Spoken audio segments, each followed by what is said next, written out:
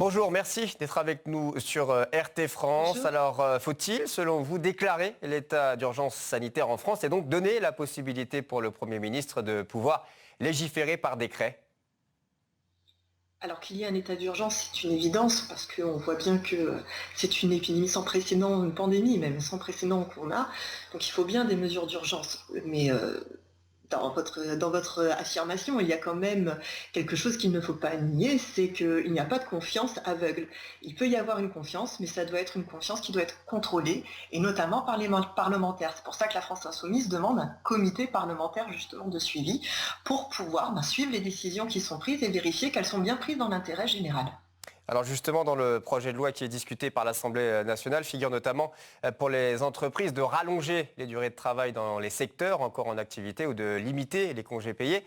Doit-on craindre pour les acquis sociaux des salariés? Effectivement, il y a des mesures qui sont prises qui consistent à déroger notamment, vous l'avez dit, au repos hebdomadaire, aux congés payés, etc., etc. On voit que les mesures qui sont prévues, elles n'ont pas de fin.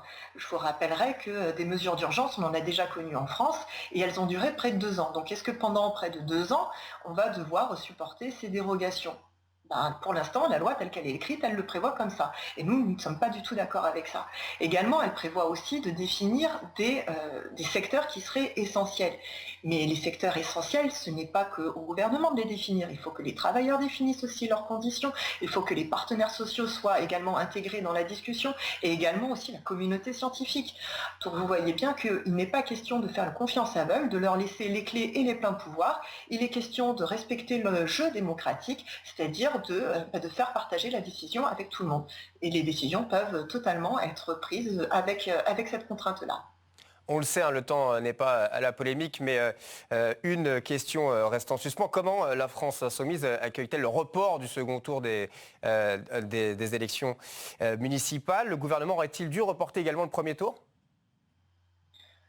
Alors bien évidemment, le second tour doit être reporté, c'est une évidence. Après, bien évidemment, ça va poser des difficultés, mais je crois que l'essentiel, là, aujourd'hui, c'est l'intérêt général et la protection des gens, de tous, où qu'ils soient, et surtout des plus fragiles qui sont déjà fragilisés, en espérant que cette crise ne va pas les fragiliser davantage. Et je regrette notamment que le gouvernement ait toujours très peu de mots pour les plus fragiles d'entre nous, pour ceux qui sont déjà dehors, pour ceux qui ne peuvent pas opposer leur droit de retrait aujourd'hui et qui se retrouvent à travailler dans des conditions terribles, et voire même à travailler avec la menace du licenciement quand celle-ci n'a pas été mise à exécution.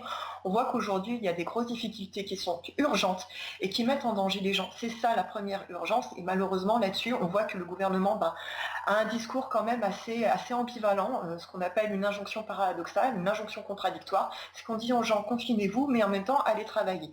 Il faut que les gouvernements soient clairs. Ce n'est pas une question de polémique, c'est une question de responsabilité. On demande à ce que le gouvernement soit responsable et clair dans ses affirmations.